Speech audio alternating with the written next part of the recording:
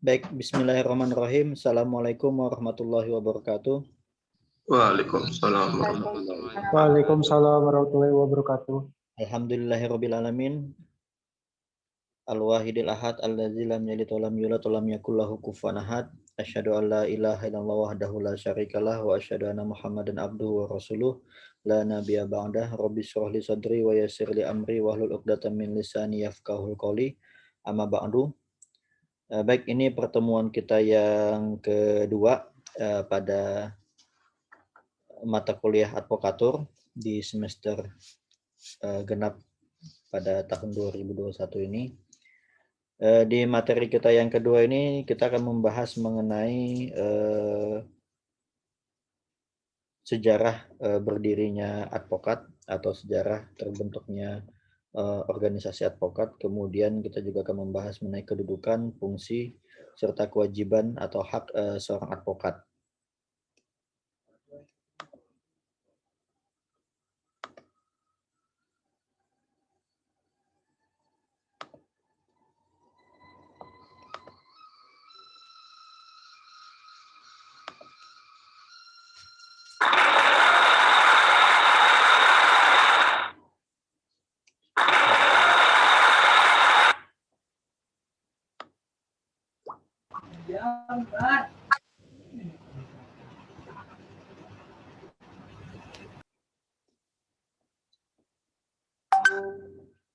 Pada pertemuan sebelumnya kita sudah membahas mengenai RPS atau silabus yang sudah saya share kepada teman-teman. Nanti setelah ini akan saya share di grup ya mengenai silabus yang sudah saya bikin secara sudah saya edit juga. Insyaallah sudah fix itu untuk perkuliahan kita selama 1 semester ini. Jadi pada pertemuan kali ini kita akan membahas mengenai profesi advokatnya. Seperti kita ketahui, ketika kita berbicara mengenai mata kuliah advokatur, maka kita akan membahas seluk-beluk atau kegiatan yang dilakukan oleh seorang advokat ketika menangani atau mendampingi suatu perkara. Nah, kita masuk mulai dari definisi dulu ya. Definisi dari advokat. Advokat itu diambil dari bahasa Belanda yang yang kita kenal pada saat ini. Kalau di Indonesia sebenarnya bahasa asli Indonesia adalah pengacara. Tapi pengacara ini bukan pengangguran banyak acara ya. Ya, pengacara, sebuah profesi hukum yang mana memang tidak sembarang orang bisa menjadi seorang pengacara dengan syarat salah satunya adalah minimal pendidikan S1 hukum atau S1 syariah. Nah, itu pengacara. Jadi kemudian untuk bahasa Prancisnya itu barrister. Kemudian bahasa Indonesianya itu advokat atau pengacara. Jadi bahasa advokat itu awalnya menjadi bahasa Belanda, kemudian dijadikan bahasa baku Indonesia. Makanya dalam Undang-Undang Nomor 18 Tahun 2003 itu bukan undang-undang tentang pengacara, tapi undang-undang tentang advokat. Jadi bahasa advokat itu sudah baku menjadi bahasa Indonesia. Cuma memang dalam bentuk penulisannya berbeda antara bahasa Belanda dan bahasa Indonesia tentang advokat. Cuma memang asal mula advokat ini berasal dari bahasa Belanda, kemudian menjadi bahasa baku di Indonesia. Advokat adalah profesi luhur atau nobel, biasanya visum nobel, yang menjunjung tinggi kehormatan, keberanian, komitmen, integritas, profesional, hukum, dan keadilan. Jadi memang kalau teman-teman pernah semester lalu sudah belajar tentang profesi hukum, maka ada salah satu profesi yang menjadi salah satu pilihan dalam jurusan Fakultas Syariah atau alumni Fakultas Syariah, yaitu adalah advokat. Kemudian profesi advokat ini diatur dalam Undang-Undang Nomor 18 Tahun 2003 dan dia menjadi salah satu bagian dari caturangsa atau penegak hukum di Indonesia, di samping hakim, jaksa, dan polisi. Kemudian advokat juga memiliki kode etik yang diatur oleh masing-masing organisasi advokat. Nah, kenapa di sini saya tulis masing-masing organisasi advokat? Karena memang, pada saat ini, kondisinya organisasi advokat yang ada di Indonesia itu, bersifat multibar. Walaupun memang kalau kita merujuk kepada Undang-Undang Nomor 18 Tahun 2003, kalau kita memahami isinya, itu seolah-olah organisasi advokat yang ada di Indonesia itu single bar. Maksudnya single bar itu hanya ada satu organisasi yang menaungi seluruh advokat yang ada di Indonesia. Contoh seperti, organisasi notaris. Notaris itu kan sampai hari ini, sifatnya single bar dia, tidak ada, organisasi lain selain Ikatan Notaris Indonesia ini, yang menaungi seluruh notaris se-Indonesia. Nah, awalnya dulu seperti itu kondisi organisasi advokat yang ada di Indonesia, yang mana, awal pembentukannya itu diinisiasi oleh 8 organisasi untuk melebur menjadi satu yang disebut dengan PRADI, Perhimpunan Advokat Indonesia. Nah, di antara 8 organisasi advokat ada satu organisasi advokat yang berbasis syariah, yaitu APSI, Asosiasi Pengacara Syariah Indonesia. Dia menjadi, satu-satunya organisasi advokat yang berlatar belakang atau background, syariah. APSI pun didirikan atau dicetuskan oleh, para dekan-dekan Fakultas Syariah seluruh Indonesia. Salah satu dekan fakultas yang, gentol pada tahun 2003 itu membentuk APSI adalah dekan Fakultas, Sunan Ampel, Surabaya.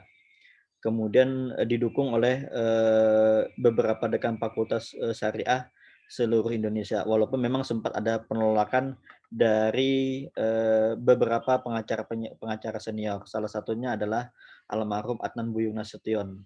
Jadi pada saat tahun 2003 itu, Adnan Buyung Nasution itu sangat keras menolak, alumni Fakultas Syariah itu menjadi advokat atau menjadi pengacara. Karena menurut dia, alumni syariah itu tidak bisa menjadi seorang pengacara. Namun dengan lobi-lobi politik dari dekan-dekan Fakultas Syariah seluruh Indonesia yang di bawah naungan STAIN, UIN, dan IAIN, akhirnya dalam Undang-Undang Nomor 18 Tahun 2003 itu dalam penjelasannya, salah satu syarat menjadi seorang advokat, berlatar belakang sarjana hukum. Itu di undang-undang. Kemudian di penjelasannya yang dimaksud sarjana hukum di sini sarjana hukum ilmu hukum dan syariah. Nah, sehingga itu menjadi salah satu landasan kenapa alumni Fakultas Syariah itu dapat menjadi advokat. Nah, kita kembali kepada pengertian tadi. Jadi memang, advokat ini salah satu profesi hukum dan dia juga masuk dalam kategori, 4, salah satu dari 4 penegak hukum yang ada di Indonesia, selain, jaksa, hakim, dan, polisi. Nah, peran advokat memang, di proses hukum termasuk yang sentral. Kenapa? Karena memang, dia satu-satunya, profesi hukum dalam proses peradilan yang, bisa membela terdakwa atau ya, yang membela terdakwa atau membela tersangka. Karena ketika dalam proses penyidikan atau, penuntutan oleh kejaksaan, eee, jaksa ataupun polisi itu bagaimana cara pola pikir mereka, bagaimana caranya seorang tersangka, seorang terdakwa tadi itu, dihukum dan, dipenjara. Nah, cara berpikir advokat berbeda, bagaimana caranya kliennya ini bebas. Jadi advokat ini, yang membela hak-hak kliennya. Jadi, saya perlu garis bawahi, ketika seorang advokat itu mendampingi si tersangka maupun terdakwa, yang dibela itu bukan, perilaku atau tindakan yang dilakukan oleh terdakwa atau tersangka tadi, tapi hak-hak, dia sebagai warga negara. Salah satunya adalah hak untuk mendapatkan keadilan, hak untuk mendapatkan pendampingan hukum, gitu. Nah, cara mendapatkan keadilan dan pendampingan hukum ya, perlu ada pendamping yang memang ahli dalam, hukum, yaitu advokat. Karena kalau kita lihat kan, banyak beberapa kasus itu yang masyarakat khususnya masyarakat, tidak mampu ya atau masyarakat miskin yang pertama mereka tidak paham dalam, melakukan pembelaan di proses peradilan, kemudian yang kedua mereka tidak punya uang untuk membayar advokat, sehingga ketika mereka dilakukan proses hukum, baik itu dalam proses penyidikan maupun dalam proses dakwaan dan penuntutan, itu kadang mereka bingung dengan proses itu karena memang basic mereka bukan hukum. Kemudian mereka juga tidak ada biaya untuk menyewa pengacara, dan ini menjadi salah satu kendala. Maka pentingnya peran advokat dalam penegakan hukum di Indonesia itu sangat vital untuk memperjuangkan hak-hak mereka. Nah, saya kasih contoh satu, baru-baru ini ada kejadian di Balikpapan, mungkin teman-teman ada dengar berita mengenai penangkapan seorang yang diduga mencuri handphone. Kemudian dia dibawa oleh 6 orang, saya nggak tahu 6 atau 3 orang oknum polisi ke Polres Balikpapan. Malam dia dibawa, besok paginya meninggal.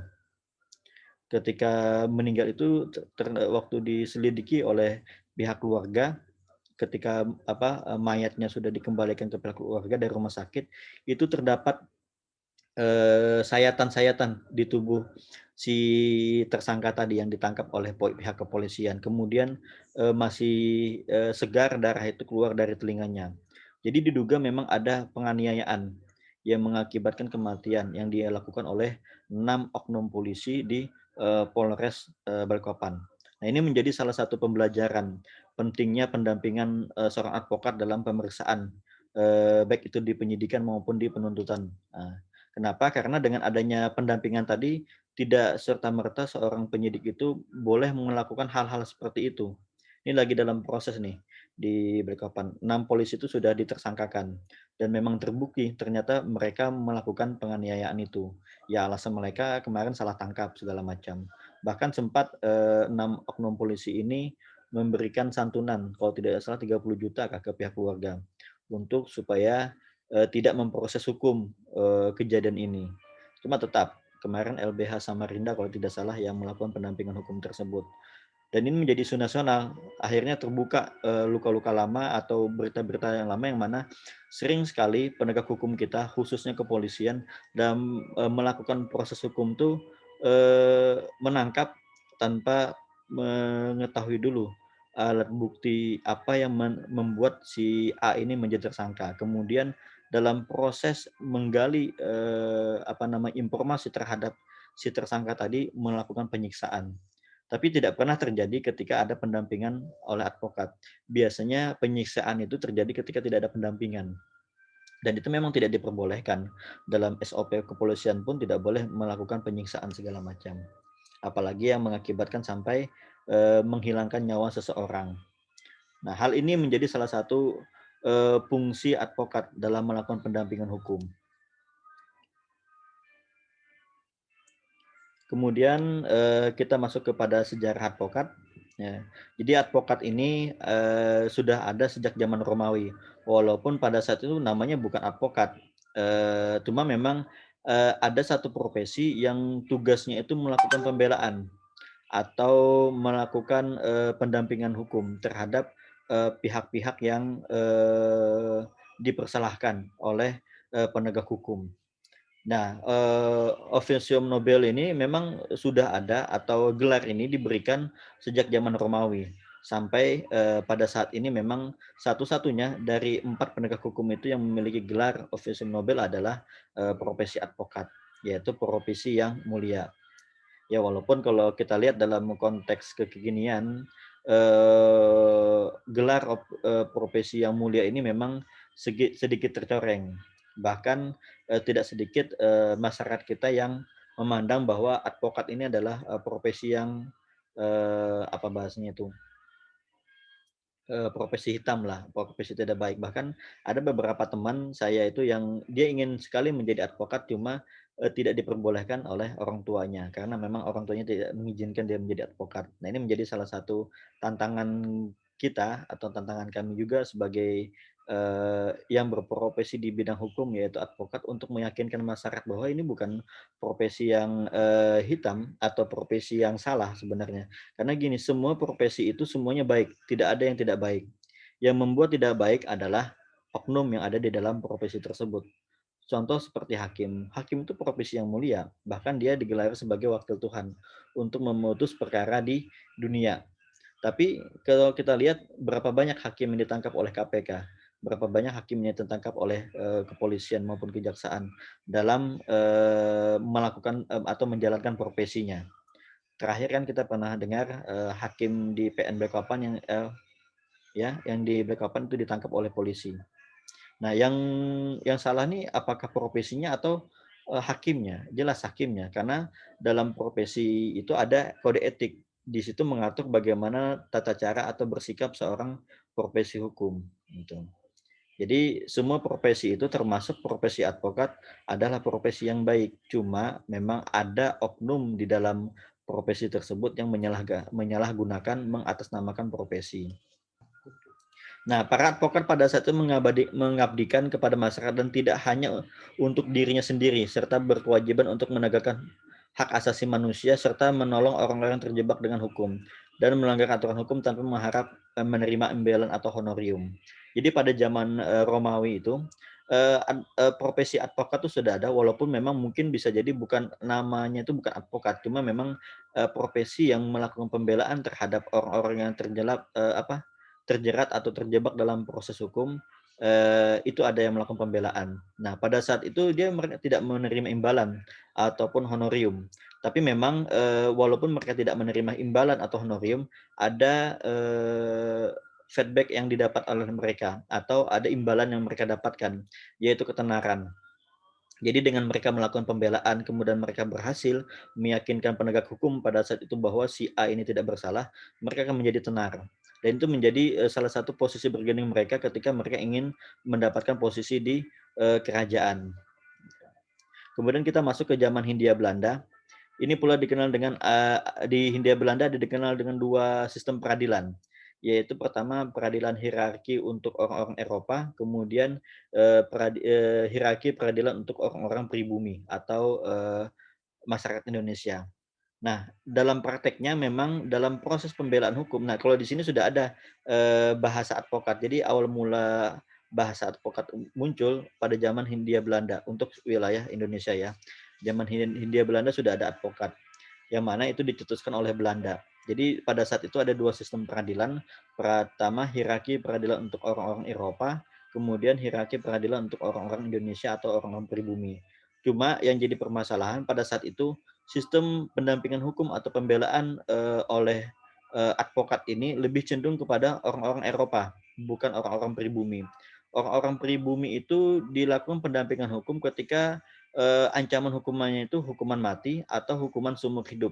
Hanya itu saja. Di bawah itu mereka tidak mendapatkan pendampingan hukum oleh advokat. Bahkan biaya jasa advokat pada saat zaman Hindia Belanda itu sangat luar biasa mahal. Jadi yang bisa melakukan menyewa pengacara pada saat itu hanya orang-orang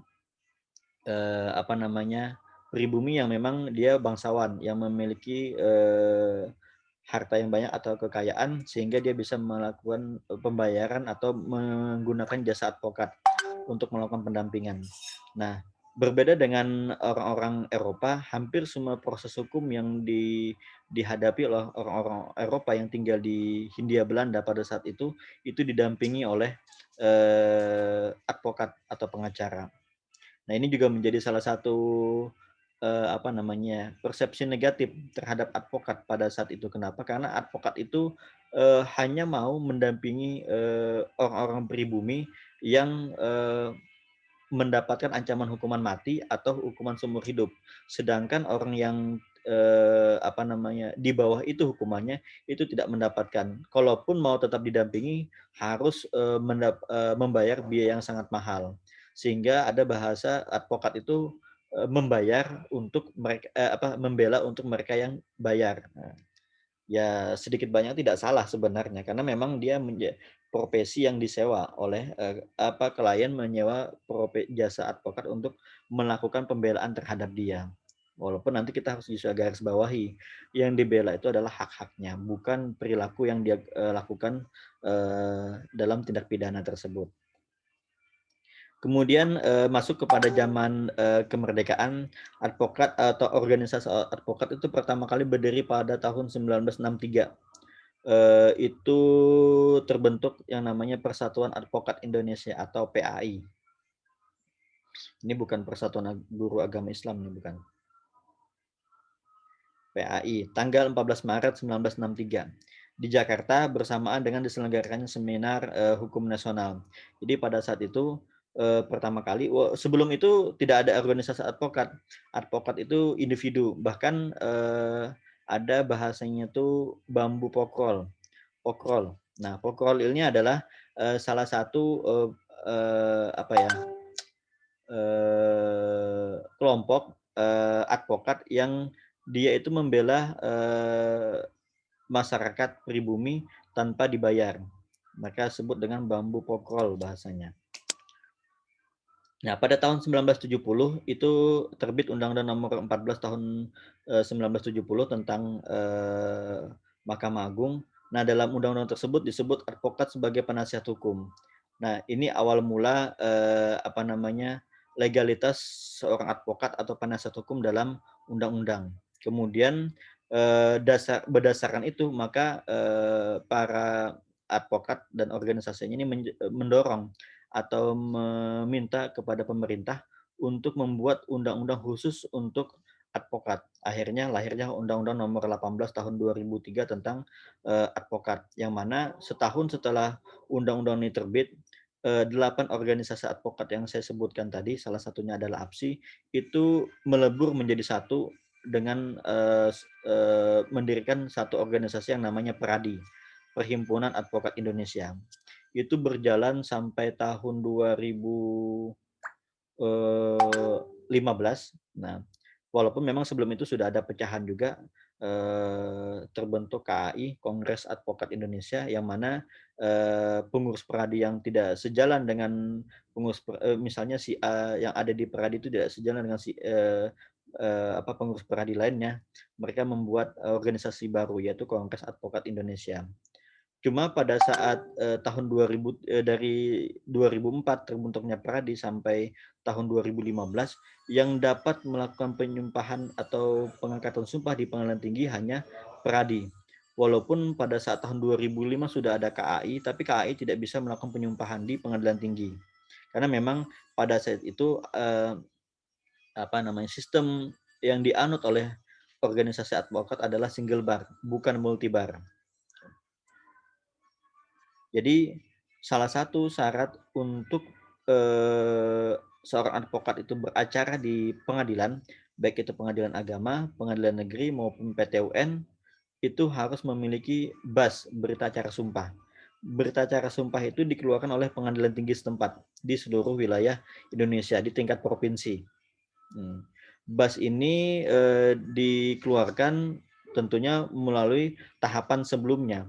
Contoh syaratnya harus terpenuhi, minimal dia harus memiliki pendidikan sarjana hukum. Nah, seandainya misalnya dia S1-nya pendidikan, kemudian S2-nya hukum, apakah boleh dia disumpah? Tidak boleh. Karena memang syaratnya itu bukan magister hukum, tapi sarjana hukum. Nah, jadi walaupun S2-nya dia itu hukum, tapi S1-nya dia pendidikan, itu tidak bisa disumpah atau menjadi seorang advokat. Dia harus kuliah dulu S1 hukum, baru dia bisa menjadi seorang advokat. Nah, kemudian dia juga harus ikut pendidikan advokat yang diselenggarakan oleh organisasi, kemudian dia juga ikut magang selama 2 tahun, kemudian dia ikut ujian, kemudian setelah ikut ujian baru ikut penyumpahan. Jadi memang tahapan proses menjadi advokat ini tidak sebentar, panjang sebenarnya prosesnya. Ujian pun misalnya lolos ujian, kalau tidak lolos ujian ya ngulang lagi itu. Nah, kemudian baru ada pengangkatan sumpah dari pengadilan tinggi. Nah, pengangkatan sumpah ini pada sejak berdirikannya PERADI 2004 sampai 2015 itu hanya PERADI yang bisa disumpah oleh pengadilan tinggi. Namun setelah tahun 2015 bulan Juli kalau tidak salah ada surat keputusan Mahkamah Agung. Ketua Mahkamah Agung membuat surat keputusan yang mana semua organisasi organisasi advokat boleh mengajukan permohonan penyumpahan di pengadilan tinggi. Jadi bukan hanya peradi. Akhirnya pada saat itu banyak organisasi advokat baru yang berdiri kemudian mengajukan penyumpahan di pengadilan tinggi. Dan itu berjalan, semuanya diizinkan untuk melakukan penyumpahan. Makanya sekarang itu sistem organisasi advokat yang ada di Indonesia itu bukan single bar lagi, tapi sudah multi bar. Bahkan peradi pun itu terpecah menjadi 3 akhirnya. Ada peradinya Oto Hasibuan, kemudian peradinya Juniper Girsang, kemudian Luhut Pangaribuan segala macam. Nah, kemudian kita lanjut ke kedudukan. Kedudukan advokat. Kedudukan advokat itu dia sebagai penegak hukum. Ini sudah saya jelaskan di awal tadi. Kenapa dia disebut sebagai penegak hukum? Karena memang dia menjadi salah satu profesi yang ada di sistem peradilan. Peradilan yang ada di Indonesia. Jadi dia sebagai penasihat hukum atau pendamping atau advokat kepada tersangka. Nah, kalau di dalam pidana memang kalau misalnya ancaman hukumannya itu di atas 5 tahun itu wajib didampingi oleh pengacara. Kalau dia tidak memiliki pengacara, maka hakim berhak untuk melakukan penunjukan terhadap advokat mana yang boleh atau yang bisa melakukan pendampingan hukum. Nah, kalau dalam perdata itu tidak harus atau tidak wajib. Kalau dalam perdata itu kewenangan atau haknya si klien. Ketika dia berhadapan di pengadilan dalam perkara perdata, itu haknya dia. Apakah dia mau menggunakan advokat atau tidak. Gitu. Dalam pidana pun sebenarnya tergantung ancaman hukumannya. Kemudian advokat sebagai profesi mulia, ini juga sudah saya jelaskan tadi kenapa advokat disebut sebagai profesi mulia, karena dia satu-satunya yang membela si tersangka, yang mana belum tentu si tersangka itu bersalah, karena memang ada asas yang melekat kepada tersangka, asas praduga tak bersalah. Asas ini melekat kepada si tersangka sampai ada putusan yang mengikat.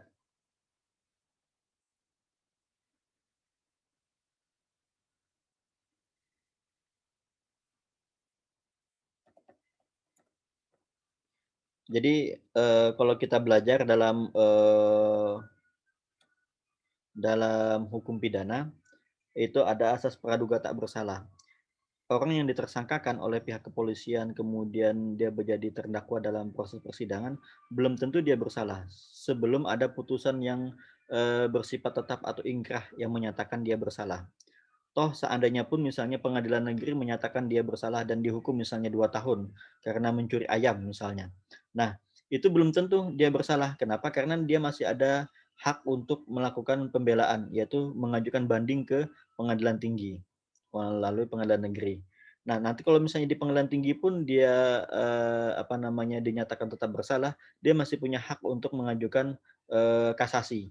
Nah, sampai ada putusan yang mengikat atau berkekuatan hukum tetap, maka dia baru dinyatakan bersalah. Sebelum ada putusan yang berkekuatan hukum tetap atau ingkrah yang menyatakan dia bersalah, maka dia belum dinyatakan sebagai bersalah.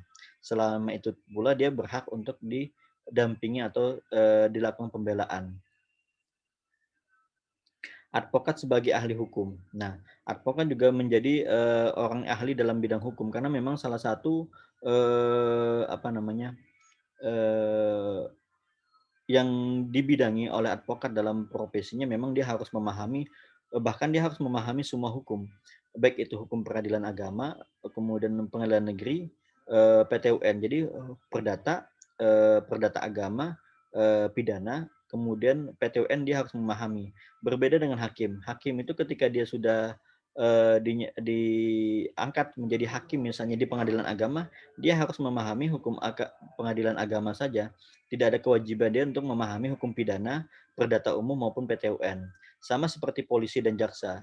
Karena dia profesinya dalam bidang pidana, dia harus memahami hukum acara pidana baik itu material maupun formilnya. Hukum pidana secara formal maupun material. Tapi dia tidak ada kewajiban untuk memahami PT-UN maupun hukum perdata. Nah, berbeda dengan pengacara. Kalau pengacara memang harus memahami semua bidang, baik itu perdata, perdata agama, perdata umum, maupun pidana, bahkan pidana umum maupun pidana khusus, dan PT UN. Bahkan nanti pengacara juga harus bisa memahami hukum acara Mahkamah Konstitusi, kemudian peradilan niaga, kemudian hubungan industrial, bahkan bisa jadi kalau mahkamah militer saya kurang tahu. Apakah boleh seorang advokat yang non militer itu mendampingi kliennya yang militer di mahkamah militer? Saya kurang paham karena memang kita selama ini untuk hukum acara itu kan hanya hukum acara peradilan agama, hukum acara perdata, hukum acara pidana, hukum acara PT UN, hukum acara Mahkamah Konstitusi. Tapi hukum acara militer itu tidak pernah belajar. Hanya sekedar mengetahui bahwa memang ada lembaga peradilan di bawah Mahkamah Agung, salah satunya adalah Mahkamah Militer. Nah, ini yang disebut dengan ahli hukum. Walaupun memang seorang advokat itu juga tidak boleh menangani perkara yang bukan bukan spesialisnya, atau bukan yang dia tidak pahami. Misalnya dia tidak memahami hukum niaga misalnya. Dia tidak memahami dalam itu, tapi dia tetap mengambil perkara niaga. Yang menjadi permasalahan nanti ketika dalam proses penanganan perkaranya, dia tidak paham, akhirnya yang harusnya kliennya itu menang, jadi kalah. Kalahnya itu bukan karena hakimnya, tapi karena ketidakpahaman si advokat tadi tentang hukum niaga. Nah, itu menjadi salah satu hal yang tidak diperbolehkan dalam profesi advokat. Ketika dia paham, silahkan tangani perkara itu. Tapi kalau tidak paham, tidak perlu. Atau bisa juga kalau sekarang itu tetap kita ambil, cuma kita gandeng advokat yang paham terhadap peradilan niaga tadi misalnya, itu bisa. Kemudian advokat sebagai pemberi bantuan hukum. Bahkan di Undang-Undang Nomor 18 Tahun 2003 itu memang seorang advokat itu diberikan kewajiban untuk menangani perkara pro bono, pro deo, atau perkara cuma-cuma. Dalam 1 tahun itu harus ada dia menangani perkara. Karena memang sejarah awalnya saya sampaikan di awal tadi kan, sejak zaman Romawi sebenarnya kedudukan advokat atau pengacara itu mereka melakukan pendampingan hukum secara cuma-cuma atau gratis tanpa honor. Nah, berbeda dengan sekarang. Sekarang ini kan memang ada pengacara yang dibayar dengan kesepakatan dengan klien berapa honornya. Kemudian kedua ada secara cuma-cuma. Biasanya kalau advokat yang cuma-cuma tuh di LBH itu.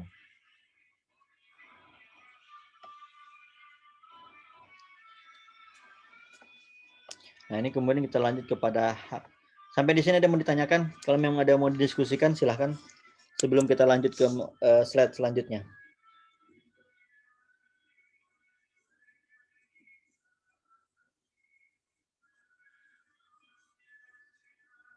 Saya persilakan kepada teman-teman untuk bertanya dengan materi saya yang ini dulu.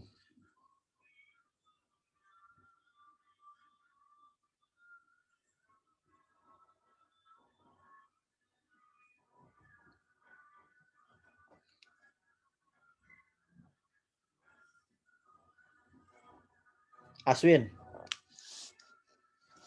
ada mau ditanyakan, Win? Cukup, Pak. Cukup Nggak ya. ada. Dengan tidak ada pertanyaan, nanti saya anggap paham semua. Ketika paham semua, kalau seandainya minggu depan saya minta teman-teman untuk membuat tugas, bisa ya, dengan materi yang saya sampaikan pada hari ini.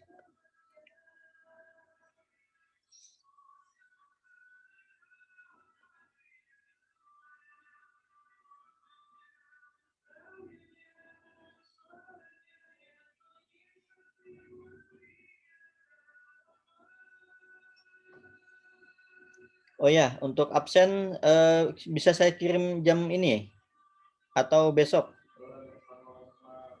Besok, Pak, sesuai jam mata kuliah di Besok aja ya. jadwal.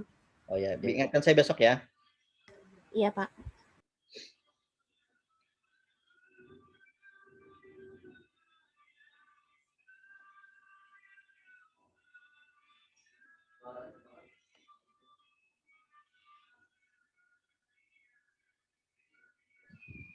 Pak, saya ingin bertanya, Pak. Siap, Sepul. Itu kan Pak bilang, kata Bapak itu ada advokat yang dibayar secara cuma-cuma. Terus misalkan, besoknya lagi setelah pembicaraan tentang itu kan pembayaran itu secara cuma-cuma, terus si pengacara ini meminta kayak sejumlah uang, terus dengan iming-iming supaya kasusnya cepat selesai atau menang gitu Pak. Itu gimana Pak? Oke, baik. Ini pertanyaan bagus nih. Karena memang ini menjadi salah satu kasus yang sering terjadi sebenarnya di lapangan. Awalnya advokat itu menjanjikan untuk gratis bantuan hukum bahasanya kan. Kemudian tiba-tiba di besoknya atau di kemudian hari ternyata advokat ini minta bayaran. Nah, itu tidak boleh sebenarnya. Makanya saran saya ketika menyewa seorang advokat itu kita harus, bahasa saya tuh, berkelahi dahulu di depan untuk masalah pembayaran. Pastikan dulu jasa ini gratis atau bayar. Nah, kalau bayar berapa, kalau gratis kita tuangkan dalam perjanjian. Makanya saya biasanya kalau untuk perkara-perkara yang agak gede gitu tuh saya bikin perjanjian atau kesepakatan bersama antara saya sama klien, yang mana salah satunya di situ dituangkan berapa jasa yang harus dibayar klien ke saya, kemudian berapa fee yang dibayar klien ke saya. Kemudian di situ ada hak dan kewajiban. Hak saya sebagai advokat dan kewajiban saya sebagai advokat, hak klien sebagai seorang klien, dan hak dia sebagai kewajiban dia sebagai seorang klien. Itu nanti ada dalam perjanjian segala macam. Nah, ketika sudah ada perjanjian seperti itu, ya tidak bisa yang advokat tadi meminta bayaran di kemudian hari, padahal perjanjian di awal itu gratis. Itu tidak boleh sebenarnya. Bahkan kalau seperti itu bisa kita laporkan ke Dewan Etik Advokat untuk diproses, karena itu sudah salah satu pelanggaran kode etik. Tuh. Kemudian yang kedua, dengan alasan menjanjikan supaya cepat dan menang. Nah, ini juga. Jadi salah satu larangan seorang advokat itu adalah dia tidak boleh menjanjikan perkara itu menang. Karena yang megang palu sidang itu bukan advokat tapi hakim. Yang menentukan itu menang atau kalah, diterima atau ditolak adalah hakim, bukan advokat. Advokat hanya mengusahakan bagaimana caranya perkara yang ditangani oleh perkara kliennya ini yang ditangani oleh dia itu menang. Tapi dia tidak boleh menjanjikan menang. Makanya biasanya gini, advokat tuh kalau dia sudah sering beracara atau sudah tinggi jam terbangnya, ketika klien itu datang ke dia sudah paham perkara ini ujungnya menang atau kalah. Nah, itu. Menang atau kalah itu nanti ditentukan dengan fakta-fakta yang ada di lapangan, kemudian bukti-bukti baik itu surat maupun saksi segala macam yang dimiliki oleh kliennya. Nah, dengan dasar itu kita bisa memperkirakan perkara ini atau menang atau kalah gitu. Tapi walaupun seperti itu, kita tidak boleh menyampaikan ke klien kita, oh ini perkara ini bisa kalah, oh perkara ini menang ini. Nah, itu jangan, tapi tetap kita antisipasi. Kalau menurut saya, biasanya kayak gitu sih. Menurut saya kemungkinan besar perkara seperti ini bisa ditolak oleh hakim. Alasannya ini ada beberapa bukti yang kita tidak miliki. Nah, atau biasanya kemungkinan besar ini bisa menang. Nah, hal-hal seperti itu bisa kita sampaikan, cuma kita jangan menjanjikan pasti menang.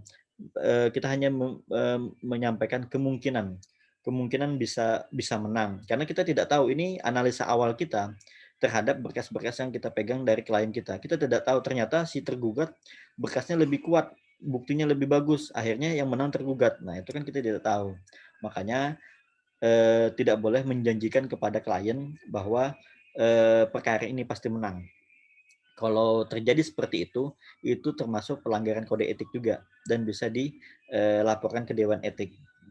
Tidak boleh menjanjikan kepada klien, tapi kalau kita menyampaikan berdasarkan analisa dan kira-kira gitu aja, sampaikan kemungkinan besar atau kira-kira akhirnya seperti ini, itu boleh. Dasarnya kita sampaikan kenapa analisa kita seperti itu. Cuma itu hanya kira-kira kita. Kenapa? Karena memang yang memegang palu sidang itu hakim, yang menentukan menang, kalah, diterima atau ditolak itu hakim. Bisa jadi menurut kita menang, tapi menurut hakim kalah. Bisa jadi menurut kita ini dikabulkan, ternyata bilang hakim ini ditolak. Itu bisa. Dan saya beberapa kali juga terjadi seperti itu. Dan itu hal yang wajar dalam dunia profesi advokat. dan itu menjadi salah satu pembelajaran lah bahasanya. Seorang advokat tuh kadang bisa saja dia dalam melakukan analisa itu salah, bisa. Dia bisa juga sangat yakin bahwa perkara ini menang, tapi ternyata dalam proses persidangan ditolak sama hakim, itu bisa. Dan itu sangat wajar dalam dunia advokat. Setahu saya tidak ada advokat yang eh, apa namanya tidak pernah kalah. Pasti ada lah yang pernah kalah. Minimal di NO sama hakim itu pasti ada sekali atau dua kali. Adapun yang bahasnya dia mereka tidak apa namanya mengklaim bahwa mereka tidak pernah kalah, itu biasanya mereka agak hati-hati atau lebih selektif dalam menerima perkara. Hanya perkara-perkara yang buktinya betul-betul kuat mereka terima. Kalau tidak kuat mereka tidak mau terima perkara itu. Akhirnya semua perkara yang dia tangani menang. Kenapa? Karena memang analisanya kuat, kemudian dia selektif dalam menerima perkara. Bisa jadi seperti itu. Tapi setahu saya tidak ada advokat yang menang terus. Pasti ada satu waktu nanti dia pasti kalah. Dan saya juga pernah mengalami hal-hal seperti itu. Biasa. Dan itu memang harusnya terjadi. Itu menjadi pembelajaran kita di kemudian hari. Agar kita tidak salah dalam menangani atau menganalisa suatu perkara hukum. Gitu. Oke. Terima kasih Mas Saiful Arif atas pertanyaannya. Luar biasa.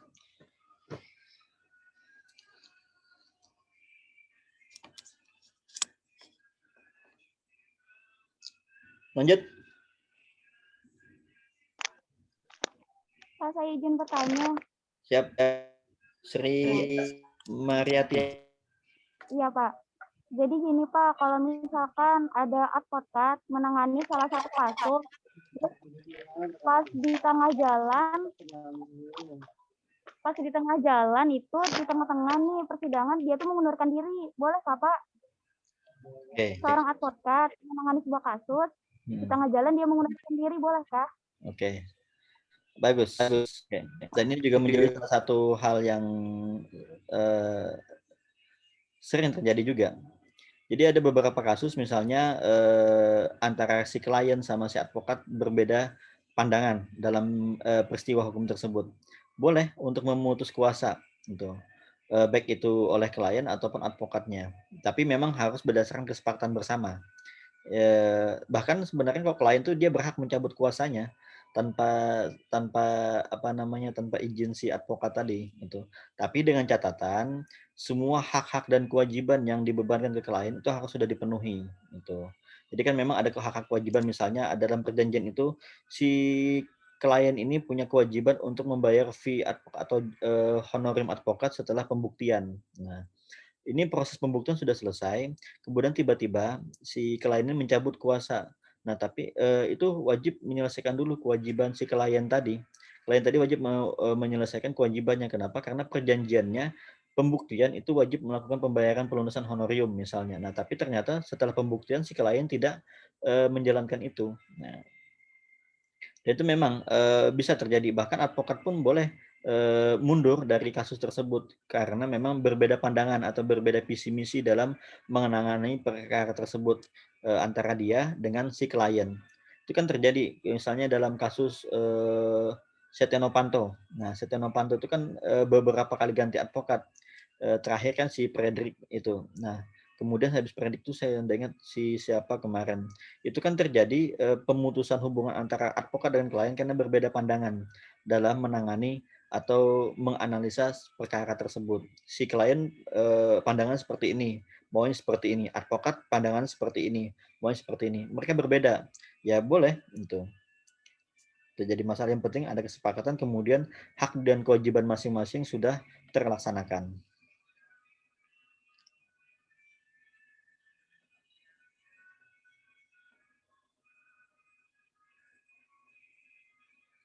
Lanjut ya. Kemudian hak advokat. Advokat berhak untuk secara bebas menjalankan tugas dan profesinya untuk membela perkara dengan tetap berpegang pada kode etik dan peraturan perundang-undangan yang berlaku. Nah, ini menjadi salah satu hak advokat. Dia bebas menjalankan tugas dan profesinya. Bahkan kalau kita membaca Undang-Undang Nomor 18 tahun 2003, secara tidak langsung ada hak imunitas. Hak imunitas itu adalah hak yang melekat pada advokat. Advokat itu tidak boleh dipidanakan, digugat secara perdata maupun pidana ketika dia menjalankan profesinya dengan beritikat baik gitu. Kalau dia tidak itikat baik itu bisa. Contoh seperti Fredrik ya, kuasa hukumnya si Setia Novanto. Dia bisa dikenakan pidana karena menghalang-halangi proses penyelidikan oleh KPK pada saat itu kan. Bahkan ada beberapa apa bahasanya itu statement dia yang seolah-olah itu sepertinya bohong. Nah itu menjadi salah satu celah KPK pada saat itu mentersangkakan si Fredrik. Nah, kenapa? Karena memang tidak ada itikat baik di situ untuk menjalankan tugas dan profesinya. Tapi ketika seorang advokat itu menjalankan tugas dan profesinya secara dan memiliki itikat baik, maka tidak boleh diproses hukum, baik secara perdata maupun pidana oleh penegak hukum. Gitu. Dan itu menjadi salah satu hak imunitasnya si advokat tadi. Kemudian advokat berhak untuk mengeluarkan pendapat atau pernyataan dalam membela perkara di dalam sidang pengadilan dengan tetap berpegang pada kode etik dan peraturan perundang-undangan. Nah ini juga advokat itu berhak mengeluarkan pendapat atau pernyataannya. Nah di dalam persidangan, makanya saya bilang advokat yang berhak untuk masuk di dalam persidangan itu advokat yang memang memiliki BAS, berita atau sumpah, yang mana BAS itu dikeluarkan oleh pengadilan tinggi. Setelah proses yang saya sampaikan tadi kan terakhir itu ada pengangkatan advokat oleh organisasi, kemudian pengambilan sumpah atau janji oleh pengadilan tinggi. Setelah proses itu dia berhak masuk ke pengadilan untuk beracara, untuk mengeluarkan pendapat atau pernyataannya dalam pengadilan. Selama dia tidak memiliki BAS, dia boleh masuk dalam persidangan, tapi dia tidak berhak berhak masuk dalam persidangan khusus persidangan yang terbuka untuk umum. Kemudian itu yang pertama. Yang kedua, dia punya hak untuk mendengar, tapi tidak punya hak untuk berbicara dalam proses persidangan. Kenapa? Karena memang dia tidak memiliki berita acara sumpah dari pengadilan tinggi. Bahkan kalau hakim punya berkeinginan untuk mengeluarkan dia dari persidangan itu boleh. Gitu. Makanya itu pentingnya berita acara sumpah dari pengadilan tinggi. Nah ini APSI pada tanggal 4 Maret ini dia akan melaksanakan pengangkatan sumpah di Hotel Diamond 13 advokat yang mayoritas itu dari Fakultas Syariah Yayan Samarinda. Jadi kakak-kakak tingkat kalian itu sudah ada beberapa yang ikuti pendidikan, ujian, magang, kemudian penyumpahan nanti tanggal 4. Gitu. Ya harapannya teman-teman juga saran saya nanti setelah lulus itu mengambil profesi advokat. Mau dipakai atau nggak dipakai itu urusan belakangan. Yang penting harus punya lisensi dulu. Pertama, kenapa saya menyarankan itu? Untuk sementara ini atau untuk sampai hari ini yang memungkinkan atau sangat memungkinkan untuk digeluti dalam profesi hukum adalah advokat. Kalau kita berbicara notaris itu harus minimal S2 MKN. Nah, yang jadi pertanyaan sampai hari ini, apakah boleh alumni syariah itu menjadi notaris? Karena itu masih silang pendapat. Bahkan rata-rata universitas itu tidak menginginkan. Karena memang di Undang-Undang Notaris itu disebutkan sarjana hukum, bukan sarjana syariah. Berbeda dengan advokat. Dalam Undang-Undang Advokat itu disebutkan sarjana hukum atau sarjana syariah. Makanya advokat alumni Fakultas Syariah itu bisa menjadi advokat. Tapi untuk menjadi notaris itu menjadi debatable, masih jadi perdebatan. Apakah boleh atau tidak? Dengan status sekarang ini kan bukan SHI lagi, sudah sarjana hukum kan, disamakan dengan Fakultas Hukum Umum. Tapi kan tetap basicnya adalah syariah. Nah itu. Makanya agak susah untuk jadi notaris. Dan itu harus minimal S2 dulu, S2 MKN. Polisi. Nah, polisi juga kita pidana kita hukum pidana kita S3 SKS, yang lain rata-rata 4 SKS segala macam. Tidak memungkinkan karena memang harus ilmu sarjana hukum polisi. Tapi kalau misalnya dari SMA boleh. Ya. Tapi sayang kalau teman-teman sudah S1 kemudian turun lagi ke SMA untuk menjadi polisi. Kemudian jaksa itu jelas karena dia basicnya hukum, hakim, jaksa kemudian hakim itu harus nunggu dulu CPNS dulu. Nah, yang memungkinkan pada saat ini adalah advokat karena lulus S1, ikut pendidikan, ikut ujian, penyumpahan, bisa jadi advokat. Itu yang pertama. Yang kedua, mau dipakai, nggak dipakai, teman-teman sudah memiliki titel atau memiliki profesi hukum, yaitu advokat. Pentingnya kita mengambil profesi advokat sewaktu-waktu. Kita nggak tahu ke depannya seperti apa. Kita kah atau keluarga kita kah misalnya tersangkut hukum. Nah, karena kita punya lisensi, punya berita acara sumpah, kita bisa mendampingi keluarga kita di dalam pengadilan untuk melakukan pendampingan hukum itu. Gitu.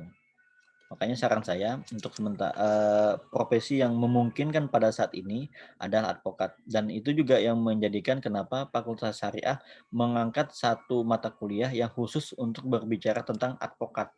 Gitu. Memang tujuannya mendorong teman-teman mahasiswa nanti yang jadi alumni atau yang setelah lulus S1, tujuan pertamanya setelah lulus adalah menjadi seorang advokat. Terserah kalau misalnya setelah itu ternyata ikut tes CPNS lulus jadi hakim, lulus jadi penghulu atau di Kementerian Agama atau dosen. Jadi tidak jadi masalah. Dinonaktifkan aja dulu, ajukan permohonan cuti ke organisasi advokat.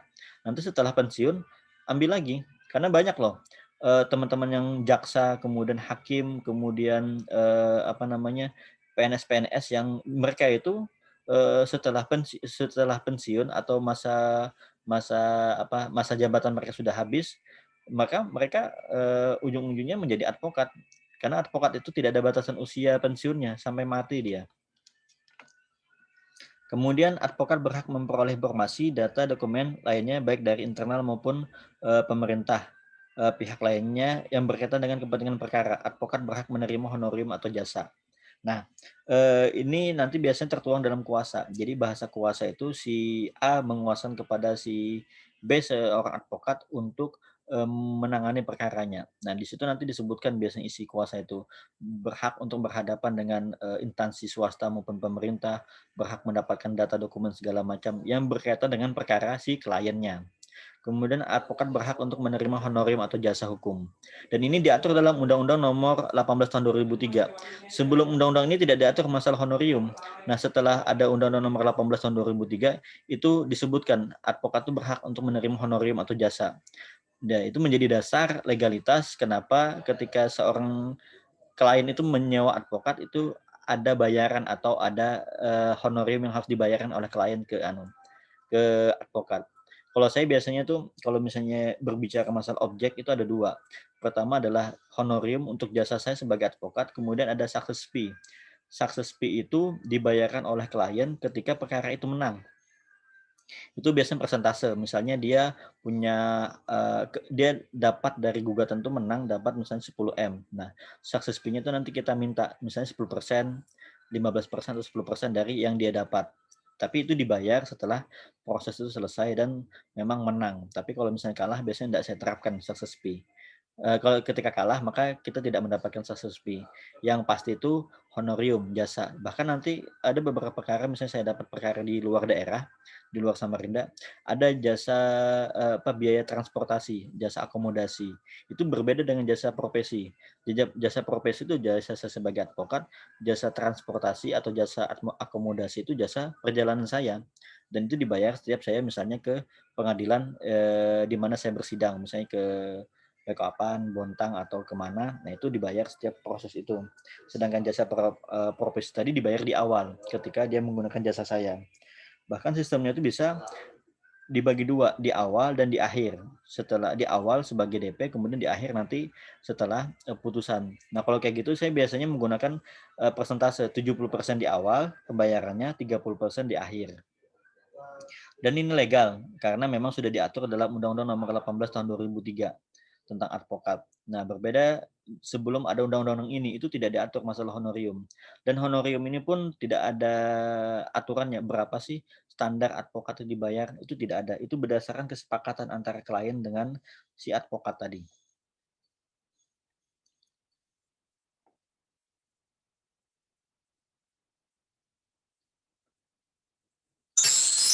Kemudian fungsi dan peran profesi advokat untuk negara. Sebagai pengawal konstitusi dan hak asasi manusia. Ya memang fungsinya advokat itu dia mengawal konstitusi dan hak asasi manusia. Kenapa? Karena memang dia yang melakukan pembelaan terhadap orang-orang yang ditersangkakan, kemudian atau yang didakwa oleh jaksa. Kemudian memperjuangkan hak asasi manusia merupakan hak yang paling dasar dan dari warga bangsa dan negara. Sebagai anak bangsa berkewajiban untuk menjaga keutuhan bangsa dan negara. Karena ada asas equality before the law, semua orang tuh sama di muka hukum, maka dengan keadilan tadi ya harusnya semua orang itu berhak untuk didampingi oleh advokat. Nah, ketika dia tidak mampu dalam melakukan pembayaran jasa advokat, maka dia bisa mendatangi LBH atau lembaga bantuan hukum atau organisasi bantuan hukum yang memang menerapkan sistem gratis atau tidak ada bayaran jasa. Termasuk di LBH Fakultas Syariah. LBH Fakultas Syariah yang Samarinda itu dia kan telah bekerja sama Kemenkumham. Jadi ada beberapa atau ada perkara-perkara tertentu atau ada perkara tertentu yang memang posisinya itu tidak kami pungut biaya dari awal sampai akhir itu gratis, kami dampingi tanpa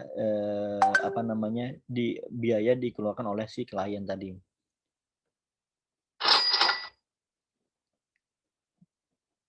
Kemudian fungsi dan peranan profesi advokat untuk diri dan organisasi. Melaksanakan kode etik advokat. Nanti kita bahas di pertemuan selanjutnya, pertemuan ketiga tentang kode etik advokat.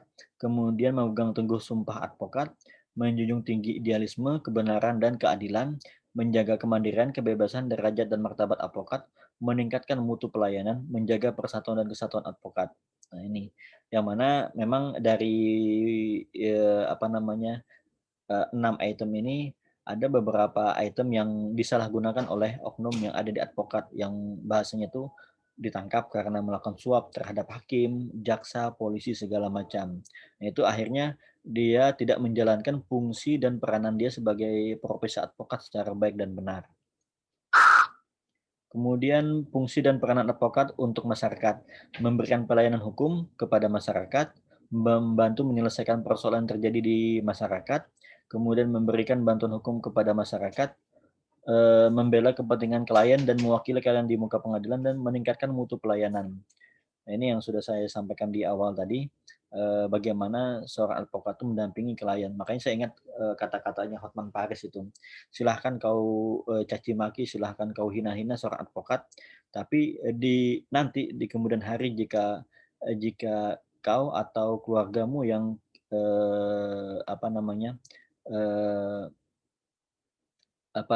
menghadapi proses hukum atau sedang menghadapi proses hukum, maka yang pertama kali kau datangi adalah advokat.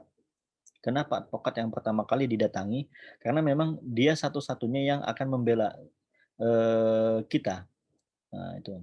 Makanya memang walaupun bahasanya itu banyak yang membenci advokat, tapi tidak sedikit juga yang menggunakan jasa advokat untuk mendampingi dia. Karena memang salah satu tugasnya itu melakukan pembelaan dan mewakili kliennya ketika berhadapan dengan hukum. Kemudian fungsi dan peranan advokat untuk pengembangan hukum.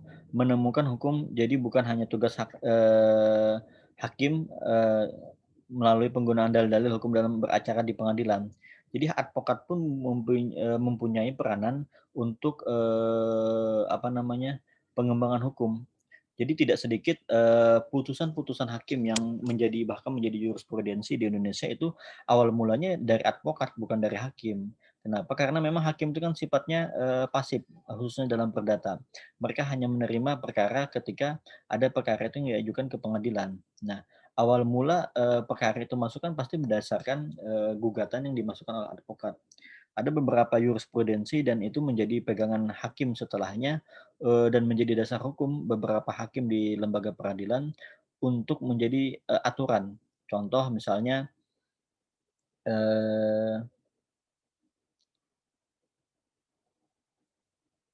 putusan Macica Muhtar misalnya tentang hak anak biologis, yang mana dia tidak ada ikatan pernikahan dengan bapaknya, tapi dia tetap mendapatkan hak waris atau hak keperdataan terhadap, bapaknya. Dengan cara membuktikan bahwa memang secara DNA dia terbukti memang, ada hubungan darah dengan bapaknya. Itu kan awalnya, dari gugatan Macicah Mutar ke Pengadilan Agama yang ditolak oleh Pengadilan Agama. Kenapa? Karena memang tidak ada ikatan pernikahan antara siapa namanya, antara Macicah Mutar dengan anggota dewan tersebut, tidak ada ikatan pernikahan. Akhirnya ditolak, dan anak ini tidak ada memiliki hubungan waris dengan si bapak tadi.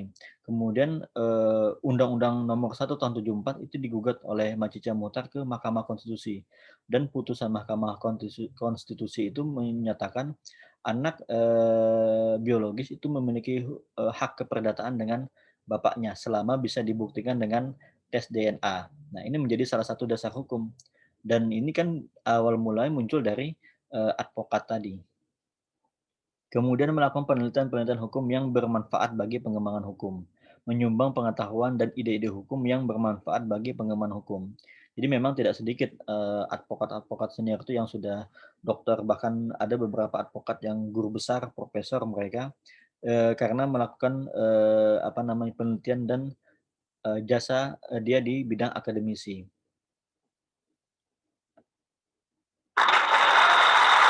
Oke. Mungkin itu, materi saya pada hari ini mengenai, eee, profesi advokat tentang, tugas, fungsi, dan tanggung jawabnya serta sejarah berdirinya advokat di Indonesia. Kalau memang masih ada yang ingin didiskusikan silahkan, saya akan buka, sesi tanya jawab sama teman-teman.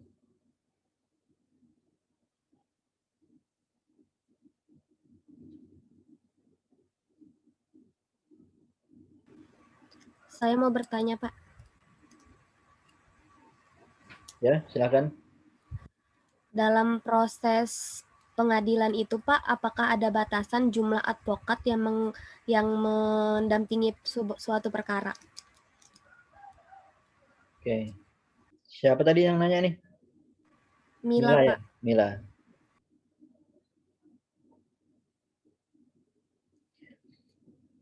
Oke, apakah ada batasan, jumlah advokat yang mendampingi klien ketika berperkara di pengadilan? Sebenarnya tidak ada batasan. Di dalam kuasa pun kalau misalnya ada 1.000 advokat yang bertangan di situ tidak jadi masalah karena memang tidak ada batasannya. Cuma yang jadi masalah itu ruang yang ada di pengadilan itu terbatas sehingga tidak semua mungkin bisa masuk dalam, proses, beracara di pengadilan. Hanya itu saja sih yang membatasi, tapi kalau secara aturan untuk misalnya seorang klien itu harus dibatasi misalnya 5 pengacara saja, tidak boleh lebih daripada 5 pengacara untuk berkuasa, itu tidak ada. 1.000 advokat pun boleh dalam satu surat kuasa terhadap kliennya, gitu.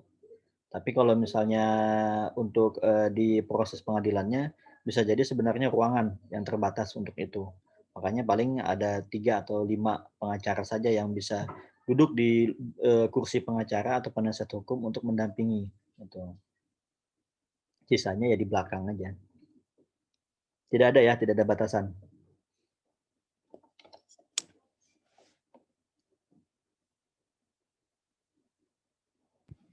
Pak, saya izin bertanya lagi, Pak. Yap. Saya Arif, Pak. Oke. Pak, itu misalkan dalam sidang itu terus si pengacara misalkan kalah sidang lah. Terus itu tetap dibayar atau tetap enggak dibayar gitu. Itu aja. Apa tadi kalah kah? Iya, Pak. Baik, makanya itu kan nanti dituangkan dalam perjanjian seperti apa sistem pembayaran itu. Makanya gini berdasarkan pengalaman saya ya. Jadi, yang bisa, tidak dapat itu success fee. Ketika kalah, maka kita tidak dapat success fee, tapi ketika kita menang maka dapat success fee. Untuk jasa profesi advokat itu mau menang kah, mau kalah kah, tetap harus dibayar oleh si klien. Karena si advokat tadi sudah menjalankan profesinya, melakukan pendampingan hukum, kemudian menganalisa proses hukumnya, kemudian, beracara di pengadilan, itu semua kan menggunakan, tenaga, pikiran, dan waktunya si advokat, maka wajib dibayar untuk jasanya. Tapi kalau pengalaman saya seperti itu. Jadi mau menang kalah untuk jasa profesi wajib tetap dibayar, sedangkan yang bisa dibayar atau bisa tidak dibayar itu success fee. Ketika menang itu kita dapat, kemudian kalau misalnya kalah itu tidak dapat. Gitu. Baik Pak, terima kasih. Kita sampai jam berapa ini? 12.30 Pak. 12.30. Oh, masih ada sekitar 23 menit lagi.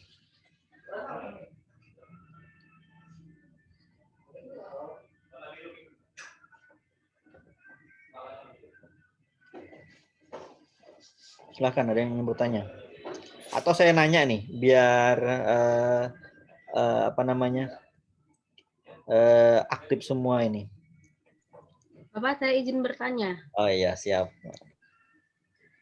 Putri Aprilia. Bapak pernah nggak sih ada avokat yang mengambil suatu perkara tapi dia kurang menguasai hal perkara tersebut? Oke. Pasti ada. Yang kasus-kasus seperti itu pasti ada. Kendalanya kemungkinan besar seperti ini kasusnya itu. Kenapa kok sampai dia menerima? Karena kebutuhan ya. Persaingan advokat pada hari ini itu sangat tinggi. Karena hampir setiap tahun itu banyak sekali advokat-advokat yang diangkat sumpahnya, sehingga semakin hari itu semakin banyak advokat. Dan karena semakin banyaknya advokat, maka semakin tinggi persaingan antara advokat satu dengan advokat lainnya. Dan itu membuat perkara itu jadi sedikit. Perkaranya sedikit, advokatnya banyak. Nah, yang jadi permasalahan, misalnya si A ini dia tuh jarang sekali mendapat perkara. Tiba-tiba ada datang ke dia perkara. Cuma perkara yang datang ke dia ini bukan bidang dia atau bukan keahlian dia. Bahkan mungkin dia tidak pernah sama sekali menangani perkara tersebut. Nah, ini kan dilema ya. Di satu sisi dia bukan ahli atau bukan bidangnya dalam perkara tersebut untuk menangani perkara tersebut, jadi harusnya ditolak. Tapi di sisi lain dia juga harus mengepulkan dapurnya dia untuk menafkahi anak istrinya dia, karena perlu perlu menangani perkara gitu. Dan bayarannya besar nih misalnya. Ini kan dilema antara idealisme untuk mempertahankan bahwa dia tidak membidangi perkara itu maka harus ditolak, tapi di sisi lain ada orang yang harus dia hidupi dengan biaya perkara tadi atau dengan jasa profesi tadi. Akhirnya dia terima lah perkara itu. Ya sudahlah, saya terima demi menghidupi kebutuhan sehari-hari. Nah, akhirnya dalam proses persidangan segala macam ternyata kalah. Nah, sering itu. Dengan kondisi sekarang pasti ada ya hal-hal seperti itu pasti ada terjadi. Karena persaingan advokat pada masa sekarang ini sangat tinggi. Semakin hari itu semakin banyak advokat yang disumpah, tapi jumlah perkara yang masuk ke advokat itu sangat sedikit gitu. Akhirnya kita bersaing untuk bagaimana caranya klien itu percaya dengan kita. Jadi ada beberapa persaingan. Pertama dari harga misalnya. Ada harga advokat yang banting harga yang harusnya standarnya tuh misalnya 7 juta. Dia banting harga menjadi 3 juta gitu. Ada advokat yang menampilkan kemewahan, kemudian penampilan meyakinkan klien bahwa dia itu bisa menangani perkara tersebut dengan penampilan dia tadi. Itu bisa terjadi. Jadi sering ya kalau yang kayak gitu, bukan pernah lagi, memang sering. Dengan masa sekarang ini memang ada ya, seperti itu.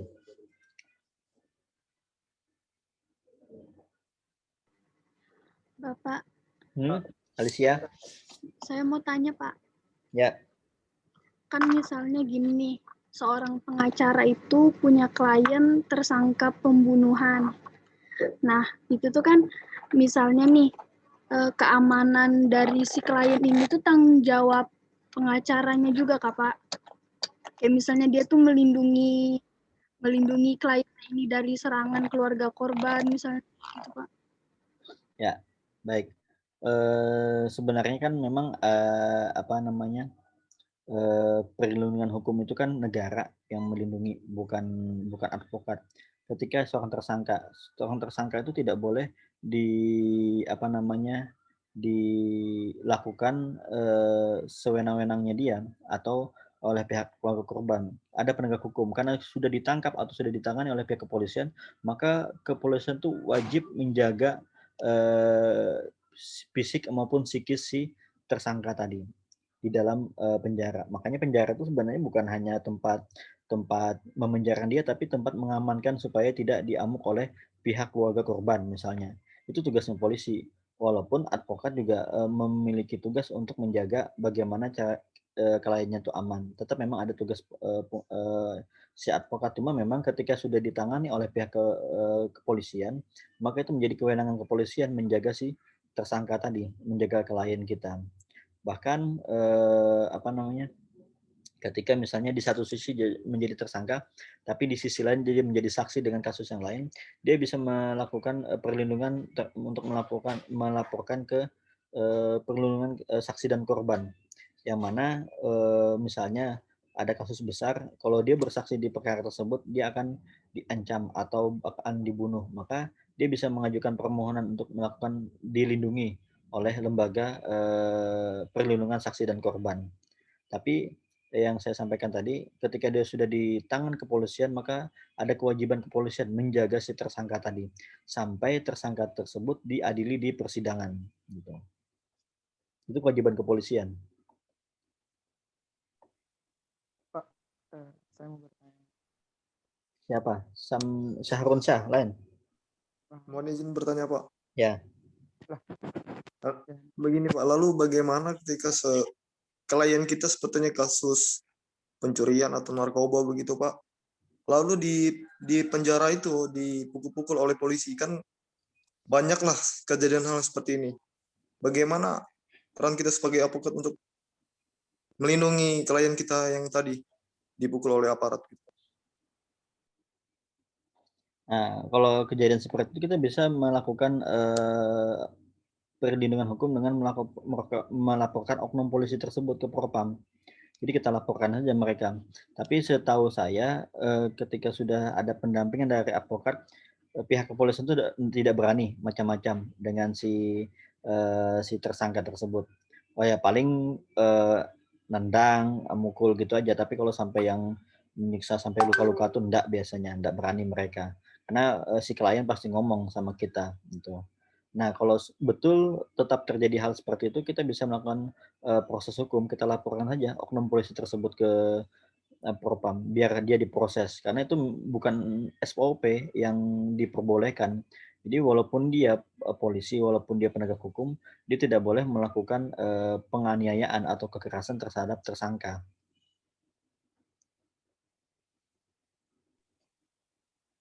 Pak, saya mau bertanya, Pak.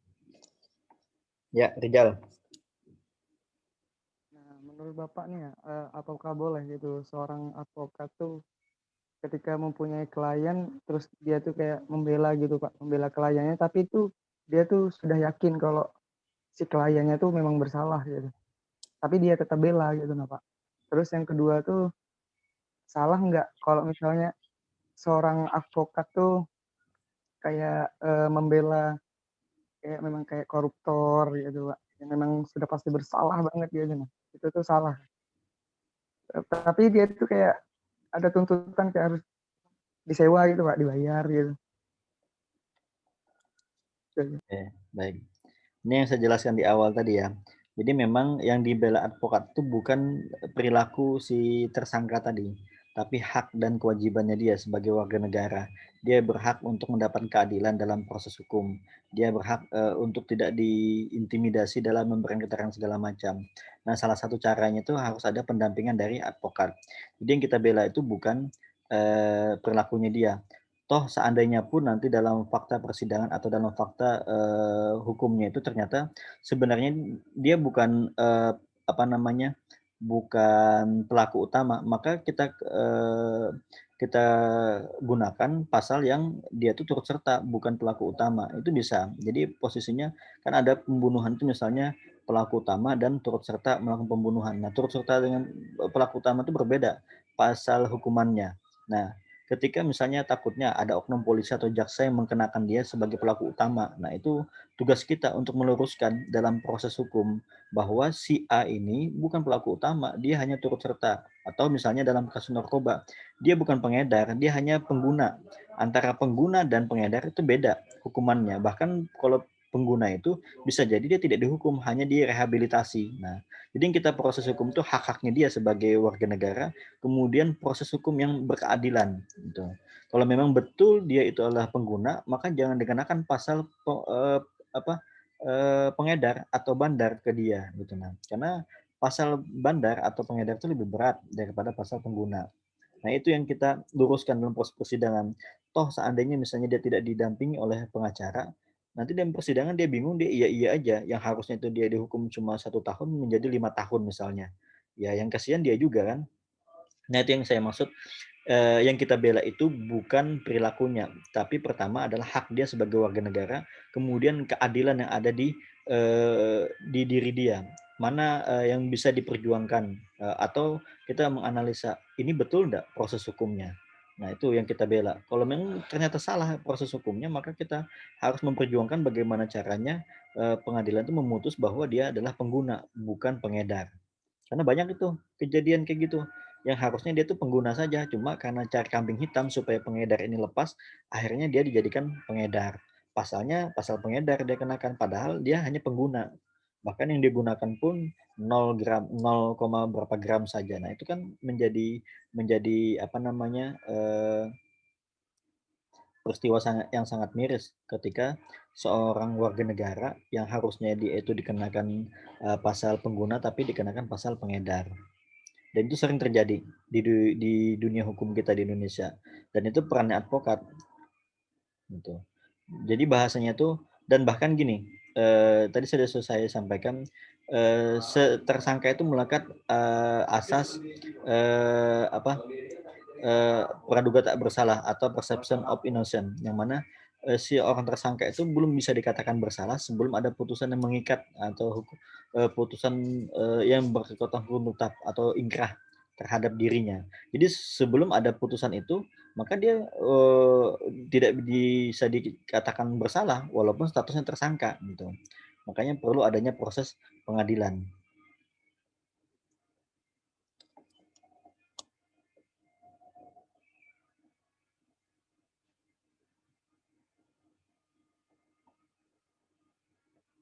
Ada lagi?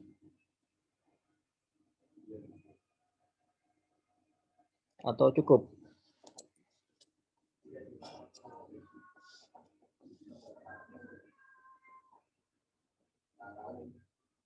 Kalau memang cukup,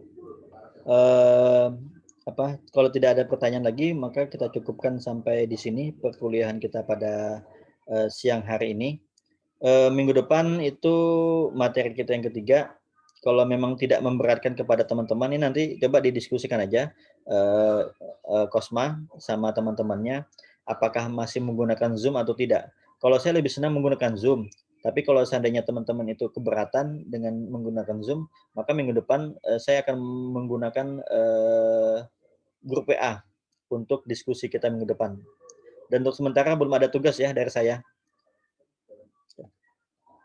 Baik, saya akhiri perkuliahan kita pada siang hari ini dengan membaca hamdalah. Alhamdulillahirabbil alamin. Mohon maaf yang sebesar-besarnya jika ada salah kata, salah ucapan. Saya akhiri. Wallahu muwaffiq ila aqwamit thoriq. Wassalamualaikum warahmatullahi wabarakatuh. Waalaikumsalam warahmatullahi wabarakatuh. Terima kasih Bapak.